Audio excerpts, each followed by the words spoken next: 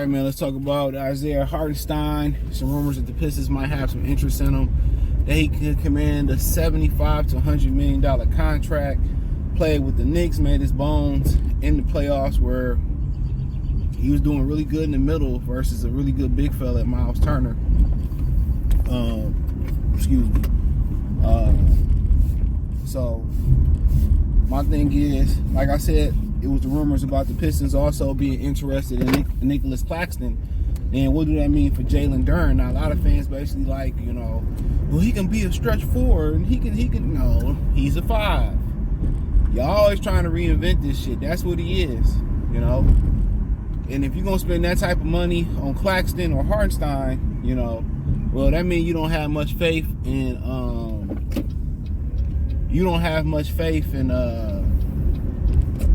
in Jalen Duren development, even he young. I mean, there's been some durability issues, and then also there's been some issues physically. I mean, in developing defense, on the court. So,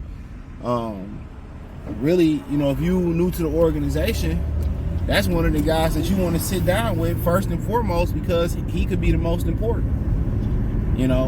So, but Hartenstein averaged 8 in the regular season. I mean, that's without starter minutes. Now, just because you double the minutes or whatever, or give him starter minutes, it don't mean that he gonna average 16 and 16. You know what I'm saying? So, but there's foul trouble, conditioning, and people getting used to you and being the starter and going against the best players on the other team and not really going against the backups and stuff. So, it's a different type of ball game. You know what I mean? So,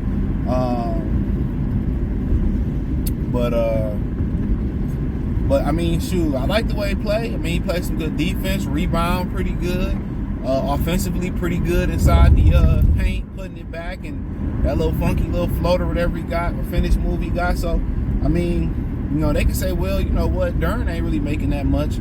We can just have him back up Duren, and him and Duren, fight it out to start. But once you got a guy making $75 million or whatever he's gonna be making, and then you got a guy that's making whatever Duren making under the rookie deal, you really like, you know what? Why this $100 million dude ain't playing? Why he coming off the bench now? Could you move that contract eventually? I mean, any contract is movable in the NBA, especially when you start talking about, Chandler Parsons' contract was moved. Wasn't Gordon Hayward contract moved at once upon a time? So when we started talking about some of the contracts that's already been moved, a lot of this stuff any contract down there can get moved in the NBA. So, I mean, theoretically, yeah, you can do it. Or you can go in the draft and find somebody to compete with him on a cheaper level and hope that they can develop an experience, but that's been the problem with the Pistons as far as developing. So, I mean, between Claxton and Hartenstein, who would you rather have? I mean, shit, they basically the same, but Claxton is better at shot blocking. So, I'll probably have to go with Claxton, but either or is cool. I mean, we're gonna spend that money, then that's starter money, but then again, you hope you don't move on from Jalen Duren, or you put him on the bench, he lose confidence like James Wiseman and never develop. So that's what you hoping. That's what you hoping. But, he goes somewhere else and develop. That just say a lot about the organization, bro.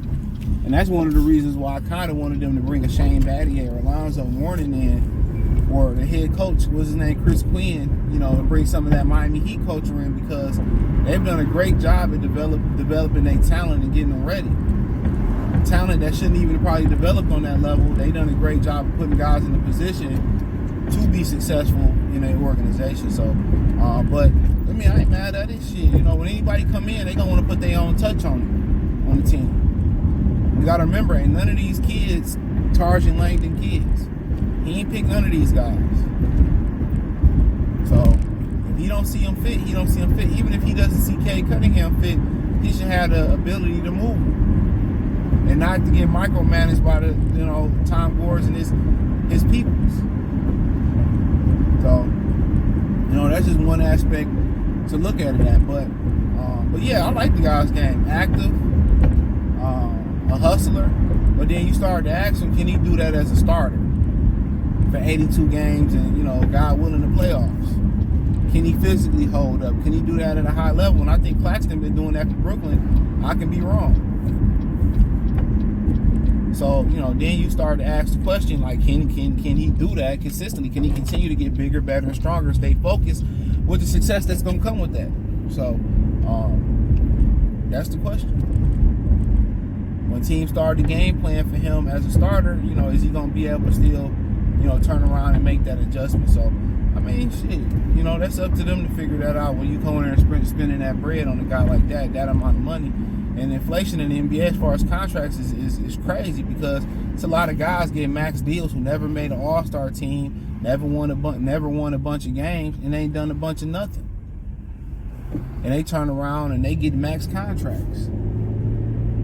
You know, you got Jaylen Brown, who, you know, got a $300 million contract, and most people probably don't think he's a top 10 or 15 player in the league. And a lot of that got to do with marketing and all the bull job that come with that. You know, he got some things that's working against him, but this not the video nor time or place to speak on that. Okay? So, but nonetheless, that's just where the money going at the NBA. So, the business side is doing pretty well for them. Very, very well. So, but yeah, I don't have no issue with it. You figure out he the guy. He can come in and anchor the middle, and what you need is somebody that's going to defend, rebound, get out there, guard the pick and rolls, and, you know, be able to just put simple putbacks in. That's cool. But I think Claxton's just a little bit more athletic, a little bit more energetic, in my opinion. So I probably favor Claxton, but wouldn't have no problem with Hartenstein. And I definitely don't have a problem if they believe that Jalen Duren can be the guy and develop into the guy that we know he all can be. But then again, I don't know what's wrong. Is it off the court? Is it injuries? You know what I'm saying? Is it just that he don't care to put the work in? He looking real Drummond-ish, Andre Drummond-ish. You know, but Drummond at least Drummond was durable. You know what I'm saying? So, and he's still young, so it's hard. You know, he might be one of those guys when he get 25, 26, it may click. And, you know, obviously I don't think the Pistons, you know, got that time to be waiting, honestly. So, but yeah, I ain't no problem with Hartenstein. I like his game, seeing him what he did in the playoffs. And I know the Knicks hope to retain him. But, you know, paying OG Anunoby, and I mean, that's going to get tough for them. So, but hey, thumbs up the video, share the video, subscribe to the channel. The subscribe button is the bell icon button. Hit all notifications, increase your chance get notifications. We go live, we drop video. Financially, want to support the channel. Cash App, $CJ Good313. Venmo, CJ Good313. PayPal link in the description. The link tree, find me on X, Instagram, Spotify, Anchor, Cash App, Venmo, PayPal. Peace.